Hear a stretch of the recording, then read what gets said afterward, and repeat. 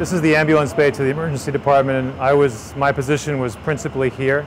I was directing the emergency department, and I'll never forget the avalanche of people that suddenly came in. We had about 10 minutes warning, so some of us were outside ready to take in the patients and expected a good number, but never that many. It was literally a wall of people coming at me, and I was holding my triage cards to tie around their necks and realized quickly that wasn't nearly, I would not be able to do that fast enough.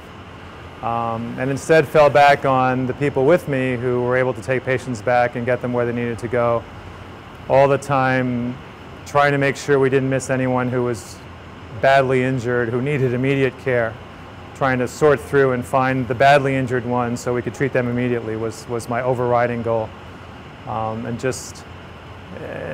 the street nearby, when the tower came down about an hour later, I'll never forget that explosion of suddenly hearing a horrendous noise, thinking they were attacking more buildings, until we saw the smoke coming 20 seconds later, 10 stories high, just engulfing us.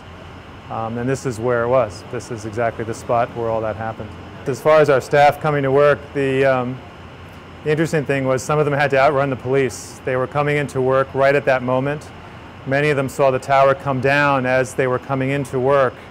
And one in particular, Peter Fromm, who was my ambulance director at the time, saw the tower fall, assumed the hospital had been destroyed, but nevertheless ran in, kept coming even though the cops were chasing him, jumped over some barricades, eluded the police, and got here just when I needed to figure out how to transport patients uptown to other specialty hospitals. Everybody came in, nobody left.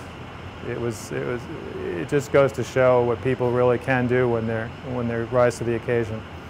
There were so many patients at one point that they were going into the doors on the other side around the hospital. There were so many, there was not enough entryway in this part, and people were being redirected around. They were finding doors into the lobbies, into the various entrances to the hospital, and at any given time we were trying to manage dozens of patients, and the interns, the young doctors I would assign them a patient, tell them where to go, they would come back out immediately to get another patient. It was just a constant conveyor belt of young doctors taking the patients in as fast as we possibly could.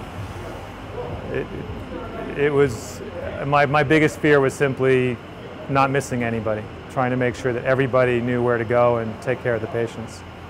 You know, lessons learned it's always a tough question. I think that my personal frustration is that after Katrina and the Japanese nuclear disaster, the same lessons were learned again, that you need good communications, you need secure power on a larger scale. I think on a human scale, what I really wish would happen, and this is a strange wish, is that I'm sure you remember, and anyone who was here remembers how New York City was, the feeling of watching people walk around looking for their loved ones with their posters and the pictures of those who pretty much all had died.